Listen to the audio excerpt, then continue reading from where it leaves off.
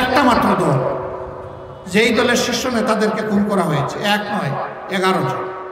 একটা মাত্র দল, যে দলের কেন্দ্রীয় অফিস থেকে সারা দেশের সমস্ত অফিসে তালা ঝুলিয়ে রাখা হয়েছিল। একটা মাত্র দল, যে দলের নিবন্ধন এবং লোগো কেড়ে নেওয়া হয়েছে।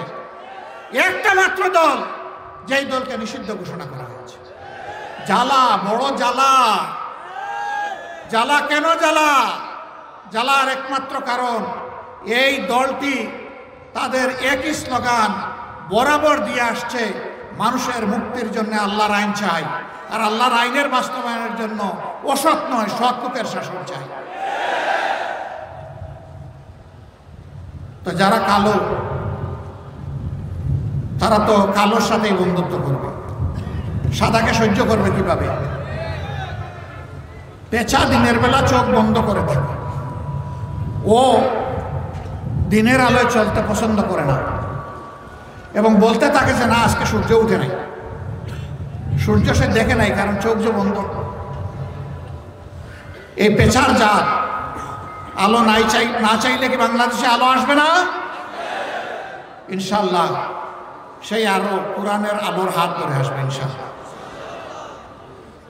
প্রিয় ভাইরা, 5 তারিখে যা হয়েছে, আল্লাহ তাআলা মুক্তির দুয়ার খুলে দিয়েছেন, কিন্তু এই জাতির মুক্তি এখনো অর্জিত হয়নি। কক্সবাজারের মানুষ ধার্মিক, প্রায় সবার মাথায় এখানে টুপি দেখতেছি। এখানে নামাজ, মসজিদগুলো নামাজিতে ভরে যায়, বড় বড় মাহফিল হয়। এরকম একটা জায়গায় আমি আশ্চর্য হয়ে গেলাম যে আপনারা বললেন এখানেও নাকি চাঁদাবাজি আছে। আছে? শিওর আপনারা?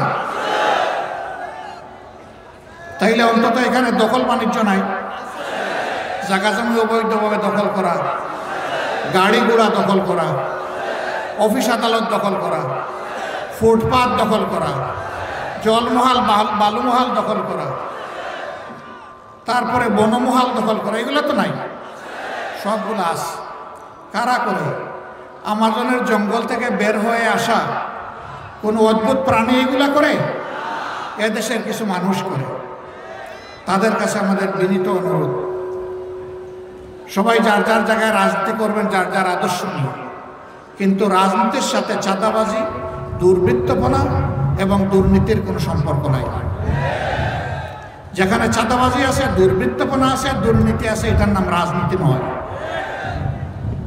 ভাই এবং বন্ধুগণ, দয়া করে আমাদের হাজারো হাজার সন্তান যারা খুন হলো, গুম হলো, পঙ্গু হলো, তাদের জীবন, রক্ত, এর প্রতি একটু সম্মান দেখান। এদেরকে অপমান করবেন না। শহীদের আত্মা অভিশাপ দেবে, পঙ্গু আহতদের আত্মা অভিশাপ দেবে, আল্লাহর আসমান থেকে অভিশাপ নেমে আসবে। এ কাজ করবেন না। এ কাজ থেকে নিজেদেরকে বিরত রাখুন, মানুষকে শান্তিতে থাকতে দিন।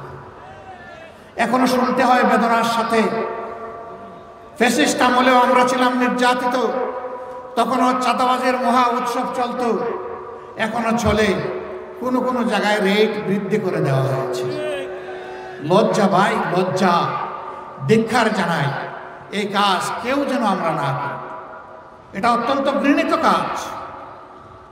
আপনি জানেন এই চাঁদাবাজির মাধ্যমে এদেশের একজন ভিক্ষুককেও যে আপনি কষ্ট দিচ্ছেন, কারণ সেও দাঁড়ে দাঁড়ে জনে জনে হাত পাতে যে ভিক্ষা পায়, সন্ধ্যাবেলা তার পেটের যোগান দেওয়ার জন্য সেও দোকানে ঢুকে কিছু কেনার জন্য, তাকেও তো আপনার আমার মতো বেড দিতে হয়।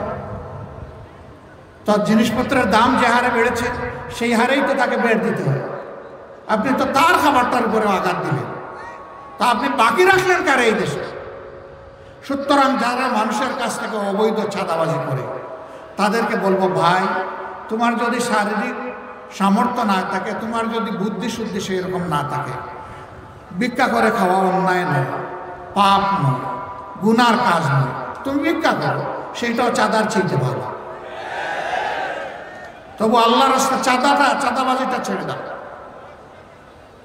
বাংলাদেশ জামাত ইসলামী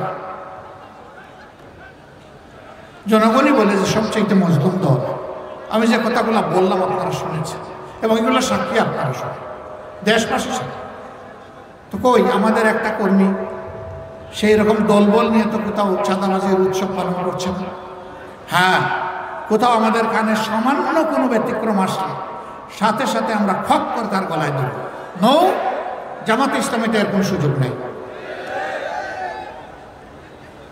সম্মানিত ভাইয়েরা, এখানে মেজরিটি মাইনরিটি বলে যুগ যুগ ধরে বিভিন্ন ধর্মের ভাই বোনদেরকে নির্যাতন করা হয়েছে, তাদের সম্পদ গ্রাস করা হয়েছে, জায়গা জমি দখল করা হয়েছে, ইজ্জতের উপর হাত দেওয়া হয়েছে, ক্ষেত্র বিশেষে তাদের ঘর বাড়ি পুড়িয়ে দেওয়া হয়েছে, আর সবসময় দোষটা দেওয়া হয়েছে জামাত ইসলামীকে। আমি দায়িত্ব নিয়ে বলছি, আমি বিভিন্ন ধর্মের ভাইদেরকে অনুরোধ করব, সারা বাংলাদেশে কোথায় স্বাধীনতার 54 বছর পরে আজ পর্যন্ত জামাত ইসলামের লোকেরা এই 4টা অপকর্ম করেছে তা সুস্পষ্টভাবে নাম ঠিকানা সহ জানিয়ে আমাদেরকে সাহায্য করে। আপনাদেরকে কথা দিচ্ছি, আমরা ন্যায় বিচার আপনাদের হাতে তুলে দেবো ইনশাআল্লাহ। আমরা নিশ্চিত এই অপকর্মের সাথে আমাদের সহকর্মীরা জড়িত নয়। তারপরেও যদি আমাদের অজান্তে অজ্ঞাতে কোথাও থেকে যায়, সাহায্য করবে। এই স্লোগান যারা দিয়েছে তারাই মূল ডাকাত। এরাই মানুষের ঘর বাড়ি দখল করেছে, জায়গা জমির দখল নিয়েছে, ইজ্জতের উপরে হাত দিয়েছে, মানুষকে বাস্তবিকহারা করেছে। আমরা এদের সমস্ত অপকর্মের বিচার চাই। আমরা আমাদের ভাই বোনদেরকে আশ্বস্ত করতে চাই যে আমরা এই দেশের মেজরিটি মাইনরিটি একেবারে মানি না। বাংলাদেশে যারাই জন্মগ্রহণ করেছেন তারা এই দেশের মর্যাদাবান গর্বিত নাগরিক। ধর্ম যার যার, বাংলাদেশ আমাদের সবার। ইসলাম কারো উপর জোর কাটানোর কোনো অধিকার রাখে না। অন্য ধর্ম কোনো ধর্মের উপর জোর কাটাতে পারবে না যদি ওইটা ধর্ম হয়ে থাকে। আমরা আমাদের অবস্থানে থেকে সৎ প্রতিবেশী ভাই ভাই হয়ে আমরা এখানে থাকবো ইনশাআল্লাহ। এই পরিবর্তনের পরে আপনারা দেখেছেন দেশে কোনো সরকার ছিল না, পুলিশ ছিল না, কেউ কাজ করে নাই। জামাত ইসলামী দায়িত্ব নিয়ে অন্যান্য ইসলামী দলের সাথে যোগাযোগ করে বলেছে, বন্ধু রাস্তায় নামো।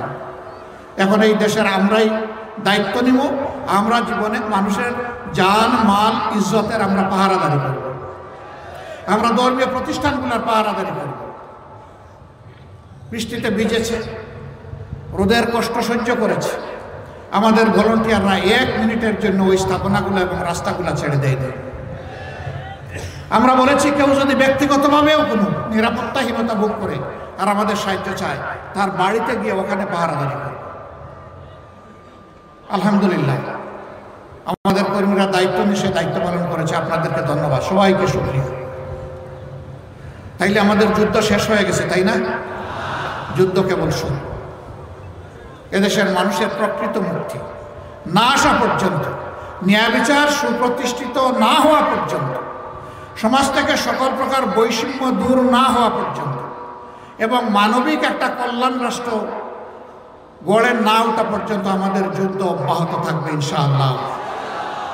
বাংলাদেশে যতক্ষণ দুর্নীতি এবং দুঃশাসন থাকবে আমাদের লড়াই ততক্ষণ চলবে। আমাদের সন্তানেরাও সেই একই স্লোগান দিয়েছে। তারাও বলছে আমাদের যুদ্ধ শেষ হয়নি। তারা এই বিপ্লবের 2 প্রতীকের নাম ধরে স্লোগান দেয়, আবু সাইদ মুগ্ধ, শেষ হয়নি যুদ্ধ। আমরাও বলছি, হে আবু সাইদ মুগ্ধ, শেষ হয়নি যুদ্ধ। এই যুদ্ধ চলবে। তবে দেশকে যেহেতু আমরা ভালোবাসি, দেশের সকল নাগরিক, আবার বৃদ্ধ বনিতা, সবাইকে বলবো, সবাইকে দায়িত্বশীল ভূমিকা পালন করতে হবে। কারো কোনো ধরনের উস্কানিতে আমি যে কোনো ক্ষতি সাধন করতে দিব না। এদেশের সমস্ত মানুষ আমাদের কাছে আমানত। এর ভিতরে যদি অপরাধীরা থাকে তাদেরকে আইনের হাতে ধরে দেবে, বিচার তাদের করতে হবে। তবে যারা আগে রাতের বেলাও কোর্ট বসিয়ে আপনারা বিচারের নামে অবিচার করতে পেরেছিলেন, এখন দেখতে চাই না দুর্দর্শ সন্ত্রাসী লুটেরা খুনিদেরকে জনগণ হাতে তুলে দিবে আর আপনারা পরের দিন তাদেরকে ছেড়ে দিবেন। এটা আমরা দেখতে চাই না। আমরা দেখতে চাই যারা এই সমাজকে ছিন্ন ভিন্ন করে ফেলেছিল তাদেরকে জেলের জিম্মায় রেখে, কারাগারে রেখেই তাদের বিচার সম্পন্ন করতে হবে। আর যারা এখনো ধরা পড়ে নাই, জনগণ সহযোগিতা করবে, আইন শৃঙ্খলা বাহিনীকে তার দায়িত্ব নিতে হবে, তাদেরকে পাকড়াও করে জেলের মধ্যে নিক্ষেপ করতে হবে। আপনারা সম্ভবত দেখেছেন এই দেশে একজন কুখ্যাত পুলিশ অফিসার যে পালিয়ে যাওয়ার পরে তার হাজার হাজার কোটি অবৈধ সম্পত্তির খবর পত্রপত্রিকায় এসেছে, যে শাপলা চত্বরে নিরীহ আলেম উলামা, হাফিজদেরকে, এতিমদেরকে নির্বিচারে গুলি করে হত্যা করে দম্ভ প্রকাশ করেছিল, সেই বেরোজির এখন দেশের বাইরে থেকে ষড়যন্ত্র করছে। আমরা পুলিশের ভাইদেরকে অনুরোধ করব, ওই ষড়যন্ত্রকারীর ফাঁদে পা দেবেন না। আপনারা আপনাদের রাষ্ট্রীয় দায়িত্ব যথাযথভাবে পালন করুন। ও যেন আপনাদেরকে ঝুঁকিতে ফেলতে না পারে, সতর্ক থাকুন এবং ওর প্রতি ঘৃণা প্রকাশ করুন। কক্সবাজার একটা বিশাল সম্ভাবনাময় জায়গা। এই জায়গায়, এই জেলায় আজ পর্যন্ত কোনো পাবলিক বিশ্ববিদ্যালয় নেই। কক্সবাজার কি কোনো সৎ মায়ের ছেলের জায়গা নাকি? এটা সৎ মায়ের এলাকা নাকি এটা বাংলাদেশের অংশ? যদি বাংলাদেশের অংশ থাকে তাহলে ছোট্ট কোনো কোনো জেলা, মাত্র 3টা উপজেলা, সেখানে আমরা দেখি পাবলিক বিশ্ববিদ্যালয়, টেকনোলজিক্যাল বিশ্ববিদ্যালয়, মেডিকেল কলেজ, উন্নত মানের নার্সিং প্রতিষ্ঠান, স্পেশালাইজড হসপিটাল, সবগুলা এরকম কয়েকটা জেলায় হয়ে আছে। আর কক্সবাজারের মতো যে জেলা এই জাতিকে ক্রমাগতভাবে এই জাতির ট্রেজারিকে সমৃদ্ধ করছে, সেখানে একটা পাবলিক বিশ্ববিদ্যালয় হবে না, এটাকে মেনে নেওয়া যায়? তো কই আপনারা আজকে দাবি করলেন না? যে এই দাবি, এই আওয়াজ তুলে দিতেন, সারা বিশ্বের কাছে চলে যেত। করেছেন কেউ? আলহামদুলিল্লাহ, ধন্যবাদ। শিবির করেছে, শিবিরকে ধন্যবাদ। কারণ শিবির ছাত্রদের নিয়ে ভাবে, শিক্ষা নিয়ে ভাবে, এবং শিবির উদ্ভাবনী শক্তি ছাত্রদের কাছে ছড়িয়ে দিতে চায়, তারা দাবি করেছে। আমি সরকারকে অনুরোধ জানাতে চাই, আমরা জানি আপনাদের মেয়াদ দীর্ঘকাল নয়, প্রয়োজনীয় সংস্কার সেরে আপনারা একটা সুষ্ঠু নির্বাচন জনগণকে উপহার দিয়ে আপনারা বিদায় নেবেন, সেটা আমরা কামনা করি, আশা করি। আল্লাহ যেন সম্মানের সাথে আপনাদেরকে বিদায় নেওয়ার তৌফিক দেন। কিন্তু এরও ভিতরে যদি কোনো উন্নয়ন প্রকল্প হাতে নেন, তাহলে আমি অনুরোধ করব, মেহেরবানি করে এই জেলাটাকে ভুলে যাবেন না। এক নাকি এই জেলার নাম যেন থাকে, আপনারা শুরু করে যান, পরবর্তীরা এসে ইনশাল্লাহ এটা সমাপ্ত করবে। এই দাবি আসলে আপনাদের প্রাণের দাবি না? এখন আপনাদের বাচ্চারা যায় চিটাগাং, বাচ্চারা যায় ঢাকায়, বাচ্চারা যায় আরো দূরে। যদি এখানেই হয় তাহলে আপনাদের ভোগান্তি কমবে, খরচ কমবে, এবং একটা জেলার প্রতি ইনসাফ প্রতিষ্ঠিত। এইটাই বৈষম্যহীন সমাজের এটা একটা দাবি। এরকম আরো অনেক কিছু আছে, আমি সেইগুলো নাই বা বললাম। শুধু একটা কথা আপনাদেরকে বলতে চাই, আল্লাহ তাআলা যদি মেহেরবানি করে আমাদের হাতে এই দেশের সেবা করার তৌফিক দান করেন, তাহলে ইনশাআল্লাহ যেই জায়গাগুলো সবচেয়ে বেশি বৈষম্যের শিকার হয়েছে, আমাদের দায়িত্ব হবে সেই জায়গায় প্রথমেই উন্নয়ন পৌঁছে দেওয়া। কিন্তু তাই বলে অন্যরাও বঞ্চিত হবেন না। যার যেটা ন্যায্য পাওনা তারা সেটা পাবেন। এখন দাবি তুলে ঢাকা এবং অন্যান্য জায়গায় রাজপথ অবরোধ করতে হবে না, এখন যেভাবে করা হচ্ছে। তখনকার সরকার বৈষম্যহীন দৃষ্টিকোণ থেকে সারা দেশকে দেখবে ইনশাআল্লাহ। যারা নিজের বাড়িঘর ছাড়া অন্য কোনো জায়গা দেখে না, তাদের এদেশের শাসক হওয়ার কোনো অধিকার নেই। শাসনে যারা যাবেন, সেবার দায়িত্ব যারা পাবেন, বাংলাদেশের প্রতি ইঞ্চি জায়গাকে সম্মান করতে হবে, প্রত্যেকটা মানুষকে সম্মান করতে হবে। আপনারা মানুষের মালিক নন, আপনারা মানুষের সেবক। এইটা মাথায় রেখে যদি কাজ করেন, তাহলে মানুষের উপরে তাণ্ডব এবং ফ্যাসিজম চালানো সম্ভব নয়। বাংলাদেশ আবার ফ্যাসিজমের হাতে ফিরে যাক, সন্ত্রাসীদের হাতে ফিরে যাক, এদেশের জনগণ কি তা চায়? নিশ্চয়ই না। যদি তা আমরা না চাই, তাহলে দেখতে হবে আল্লাহর দেওয়া সর্বশ্রেষ্ঠ আইনে কারা এই দেশকে গড়ে তুলতে চায়। যারাই আল্লাহর দেওয়া সর্বশ্রেষ্ঠ আইনের ভিত্তিতে এই দেশকে গড়ে তুলতে চাইবে তাদের সাথেই আগামীতে জনগণকে হাত মিলাতে হবে ইনশাআল্লাহ।